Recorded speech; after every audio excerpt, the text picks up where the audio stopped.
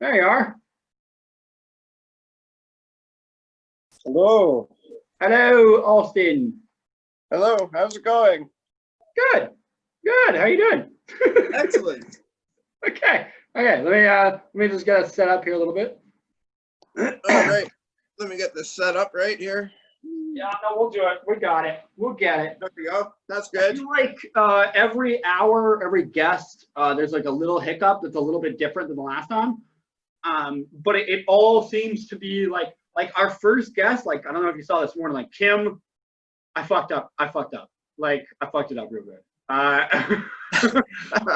Like she called in early, and like she couldn't figure out how to leave the meeting. Like, and I needed to get her off the live stream, so I removed her. Oh And, no. Well, but like I thought removing her just meant like, oh, she's not in a group. But then like she could click the link again and easily just come back. But that's not what happened.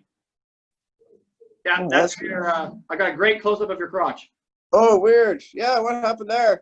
There you go. There, everybody. That's for your enjoyment. Yeah, I'm trying to set this thing up right. Hold on. How do I go back to the way I had it? Switch camera. This is quite fun. Maybe I swipe it down. Oh, that's weird. Hold on. Let me see if I can fix this. I'll go this way. Yeah, there we go. Either way works. That's better. Okay. Improve it. I can put that there. Oh man, get this right. It's good there. It's good. There. Fuck. There. Technical difficulties. All right. Okay, we're good now. There we go. Solid. Perfect. Sweet, sweet brother. So how you been? Sorry. I've been okay. Doing all right. Social isolating. Yeah. Yeah. It's This fun time. situation has me totally out of work right now, but yeah, no, interesting. Here it is, 420, and the day of cannabis celebration, and everybody's stuck at home. It's kind of weird, Isn't it? It is a little weird. It's just an interesting dynamic that we're all kind of put on right now. But I mean, we seem to be managing as a community pretty well. I think it's because of all the pot we smoke. maybe keeping us more calm and happy. But, Hey well, man, keep calm, smoke the bong. thinking of past 420s and some of the stuff that we've done, like some of the gatherings on our city hall here at Lethbridge. I remember 2015, one of the news cameras actually caught me smoking a great big joint, and I was on the evening news, and that was in 2015. 2016, I think something similar like that happened. I know there was a just big gathering, like somewhere 500 people, all on the front lawn of City Hall. By 2017, we actually got a registered festival and were able to go take over one of our local parks, and we had food trucks and a stage and everything else. That was in 2017. That was fantastic. That's awesome. See, I like hearing the progression of that, especially in like different regions, because I know that some people have been having a harder time, trying to get that progression. Sorry, I was grabbing the bag. Trying to get that progression of how their city or their local government. Wait. So hang on. We got a little off topic here. First off, everybody, this is Austin. Austin, say hi to everybody. Hello, everybody. Okay, so Austin lives in Lethbridge. Yeah, I'm in Lethbridge, Alberta, southern Alberta. Yeah, he's an advocate. He's a patient. He does photography at like events and other things like that. But like weed is a great thing to take photos of. And then just in general, I mean, like it's a different perspective from a different type of view. I mean, Austin is like an advocate, but he's not in Vancouver or Toronto where there's tons of resources around. He's, one of the only resources in his city. So it's like, big up to Austin for what he's doing out there. So Austin, if you want to give a little bit of background on you, or maybe why you love cannabis or something like that. Let people know a little bit about you. That'd be awesome. Sure thing. Okay, so I'm born and raised Ontario. I was born in Hamilton, Ontario, and my family that I was born into actually was all using cannabis for different reasons, and so I've been around cannabis my whole life, even since I was a kid. And I didn't really start using cannabis myself until I was around 15, 16 years old, and just learned how useful it actually is. Found out that I enjoyed it, and so I've been growing cannabis pretty well, using cannabis ever since I was old enough to understand what it even was. Uh-oh, Stephen. Oh, I'm here. Oh, okay, I thought it froze up there for a second. Oh, no, I'm just listening to you. All right, okay. I gotta be more animated. So, yeah,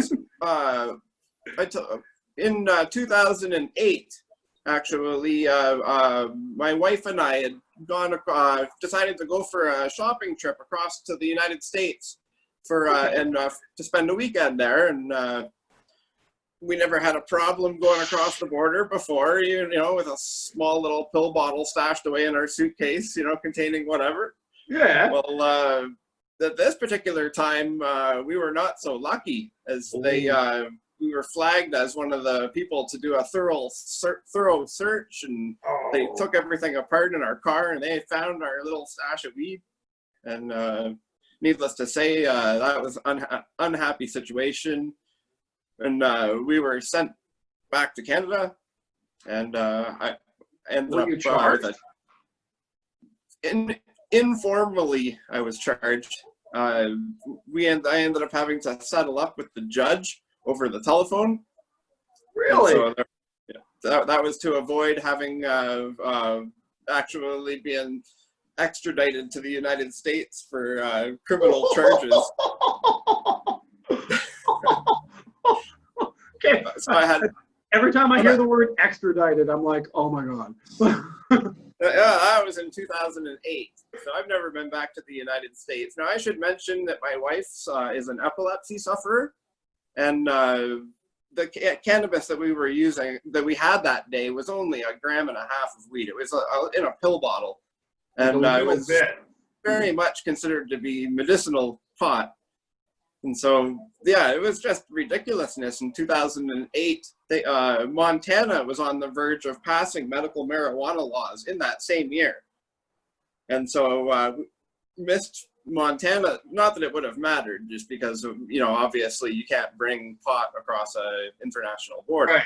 Everybody knows that. Yeah, don't do that, folks. Yeah. Don't do that.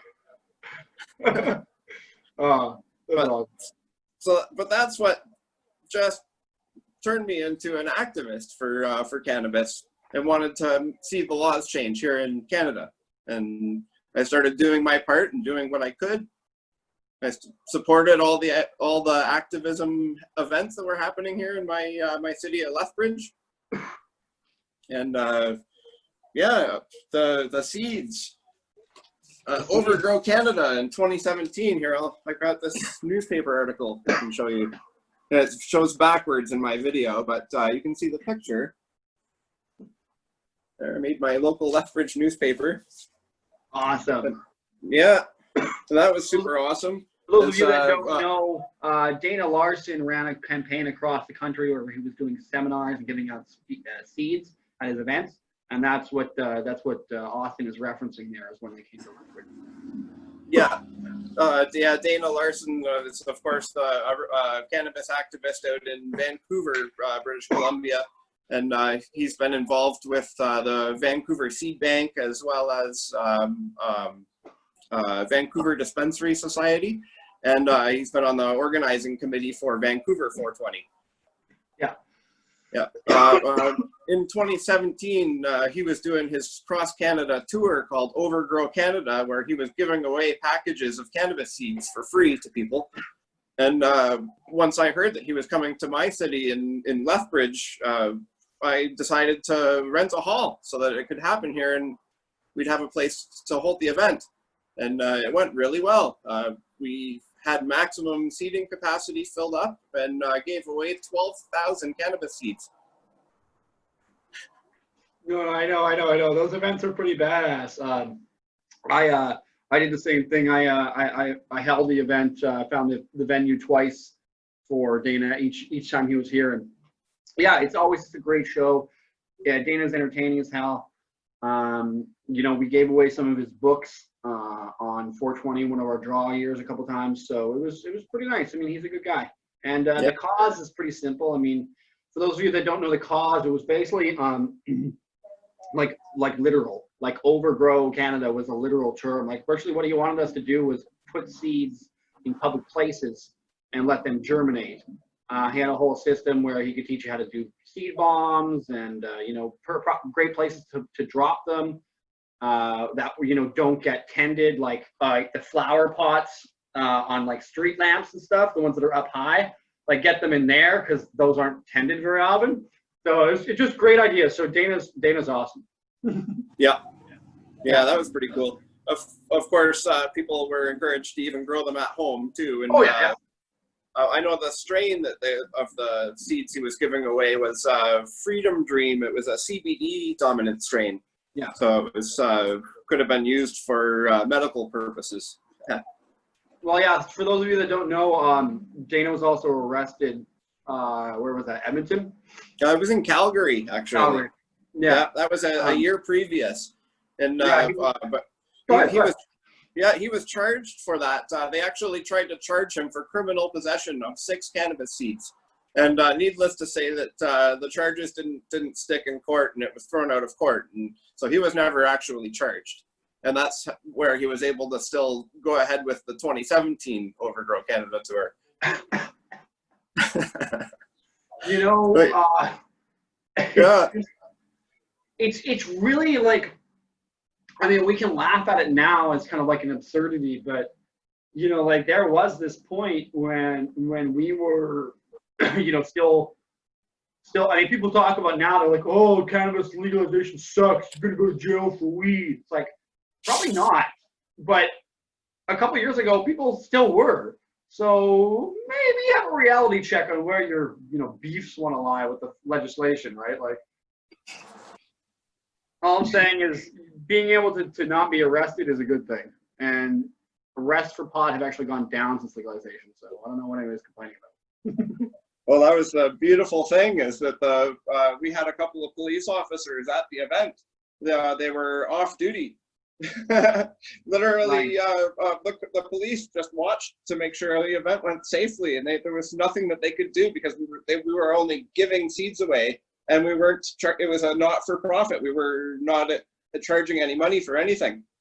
Yeah, no, exactly. There was no profit being made. Sorry, a little bit back on focus here, Austin. What's been the industry like out there in Alberta since legalization, and how have you found your place in it?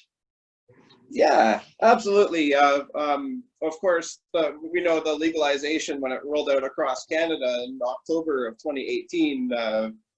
People were mixed about it. I mean, but it was what it was. It's everybody was fighting to legalize cannabis, and it happened. I mean, it might have been different than what people had envisioned was going to happen, but of course, once I knew that the legalization was. I was one of the people that fought for years and years to make it happen. And so I wanted to be part of it.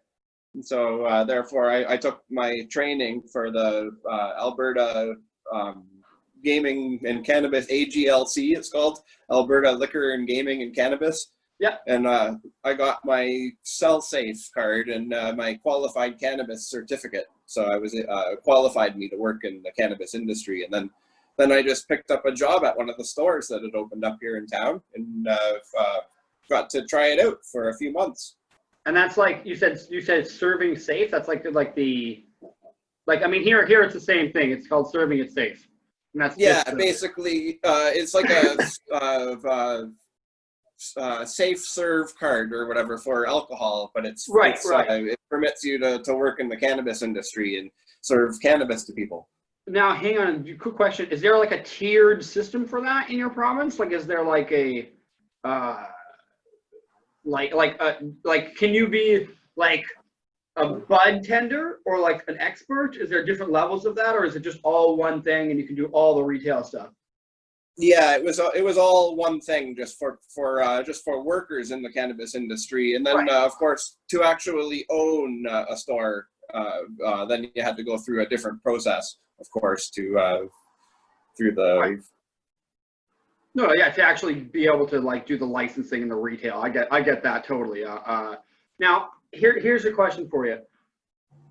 when uh, when you got in, I know you referenced that you fought for years and you wanted to be part of it, and I think that is a pretty large consensus like thought regarding people's approach towards how legalization happened. They want to be involved in it somehow because they fought for it. I think that the people who really are the contrarians to the idea that it works. And I don't mean like the people who point out the flaws but still recognize the wins. I mean the people who are just like, no, legalization fucking sucks. I think those people don't understand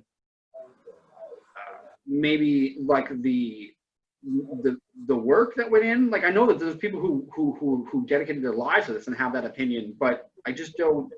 Maybe they're too cynical. Maybe they're just jaded about it. I don't understand, but I just feel like that let's be part of it and work with it to fix it is a better approach than just torch it. Such a new industry right now that we've definitely got all kinds of room for improvement, and we know that there's some quality issues with some of the cannabis companies that are out there. Some of the stuff has been dry and burnt funny, didn't taste right. I mean there's been all sorts of quality issues with the cannabis, and we know that. And some of the people that are experienced in cannabis have gotten to know what good cannabis tastes like. And a lot of the legal stuff just hasn't been up to par, plain and simply. Their pricing like I know that some of the strains, I know Delta 9 has got some pretty good strains. We've got like Broken Coast cannabis that they do some awesome. nice stuff that's cured properly, but I mean you're paying $50 for an eighth for that kind of stuff. It's those price disparaging or discrepancies that people really have that hard time digesting. Yeah, Broken Coast, great example. They were originally a medical company, making out of BC, growing weed on the medical side, quality fucking dope. And yeah, when you bought it, you're like, this is dope, dope. But yeah, that price is like the, in the side where you're like, oh, do I want to pay $50 for 3 grams? Like, so I totally get it. But I mean, you've seen it now, I'm sure, like that weed, like the price point's still high, but the quality is definitely much more broad than it was in the beginning. Before it was just 1 and 2 companies had good weed. Now it's like there's a whole chunk of BC LPs out there that get really good weed. Like, I'm not saying I'd pay for it, but it's good. Yeah, the fact is, I know a lot of people are ordering online through these. They're not. I'd say they're questionable gray market area sites that are supplying people through mail order. And I mean, I know that it's happening personally. I mean, why? I mean, if you can order something for like $99 for an ounce, why would you go to the store and buy $50 for an eighth? The pricing has to drop for the legal cannabis in order for them to be viable. Now, I know in my city here in Lethbridge, we have 25 stores, and I mean, this is not a big city. We only have 100,000 people here in Lethbridge. It's not a big city. That is way too many stores for 25 stores. I think everybody from John to Mike over there to Linda, you know what I'm saying? Everybody in the city wanted to get rich off of legal cannabis, and that is 1 store for every 4,000 people. Correct. And Holy if you look at the statistics of how many people in this city are actually use cannabis, just the numbers aren't there. my little Rolodex, old school calculator, like ching, adding machine is like, yeah, it's not making sense. So yeah, definitely, it's a supply versus demand issue, and I know many of the stores just don't have the clientele. They're not getting enough business in the door in order for them to be able to even break even on their monthly expenses, like store lease and ordering more product, to paying their staff, to Yeah. paying those 2 employees to sit there and man the counter for however many hours a day. Yeah, I mean, I know it's difficult. One of the stores that I actually got to try and manage back in late fall last year, Yeah. that store, when they first opened up, they struggled to get people in the door. I mean, there was some days that we went 12 hours what rolled by it, and we had only 2 customers come in the door, and one of them bought a joint, and the other one didn't buy anything. It was like, oh my God. And what do you do? They're forbidden from advertising, and so there was all sorts of legalities, even about putting signage up outside of any sort. And so, other than we tried social media for advertising, and you could only go so far with that too, because it was violating the guidelines of advertising. Yeah, no, I totally hear it, man. It's like, I could form this sentence at many different points for an initial rant, but the gist of it is that our piecemeal system across the provinces, because the federal system left it up to the provinces, is a shit show. And in a place like Alberta, you've got great, like I had Sasha Hawk on from Hempfest earlier, and it's a great place for like having events and more liberalism regarding the consumption and things like that. But at the same time, you've got 400 retail stores in a province of 2 million people. It's like, why? Why? Yeah. That's yeah. Meanwhile, Ontario, God's sakes, how many did they end up having open up in Ontario? It's like in a year. It was like 25 for the 14 million people in that province. Oh yeah, when they did the initial lottery, yeah. That was. How is that? I mean, it's. This is my point: is that you get these people who think they know. Like, I get it. Being a politician, like I'm a politician. You want to be a politician, you might even call me, okay? But I understand the idea that you think that because you're in elected office, you have some sort of ability to make crucial decisions or something like that, that justifies you to be on these boards or committees or making power decisions or whatever. But I just don't understand where people thought, like, okay, I was a college professor for 15 years and a city councilor for 5. That definitely makes me qualified to come up with a pot plan for the province, right? It's like, what the fuck is going on? Like, I just bureaucracy, man, bureaucracy pisses me off. I was one of the lucky people that went my whole life activating for cannabis in the cannabis or not industry, but in the cannabis culture, I could say. Right. And I've never been arrested or charged in Canada, and so therefore I was able to work in the legal stores. I mean, that's great. That's like a win. It's great for me, but it's sad for all the other people that are probably even more knowledgeable than I am and but ended up getting charged, and now they're disqualified from working in the industry, and it is sad. Oh, it's beyond sad. I mean, it's counterproductive towards the idea that you wanted this legislation to eliminate the black market, but you're not giving a black market a way to A, change their avenue of approach regarding legality, and B, have a supplemented income with a legal job, so that way they don't have to continue their illegal job, which is paying their bills. So it just do not make sense whatsoever. If you look at like places like Humboldt County in California and stuff that are encouraging people to hire people with records, that's it. California, great system. Well, at least in that bit. But yeah, we need to fix it here. I hate to cut you off real quick here soon, Austin, but we gotta cut this interview short pretty soon because we're almost running out of time. Tell me quickly about how the events have changed now that COVID's out there. How events have changed? Well, yeah. Like I mean, with photography and stuff. Oh yeah, well, yeah. I mean, my event photography right now, it's just not happening. There's no events. The events usually are gatherings of people, and right now that with this COVID thing, there's no gatherings of people allowed, and so therefore, even doing like porch portraits, all the photographers are being asked not to provide that service. And the reason being is because some of the families will actually gather together their family that may not live together, and they'll encourage them to all come together in one group, and it could be harmful to if anybody were to get contact as a result of that. No, we don't want anybody to get sick here.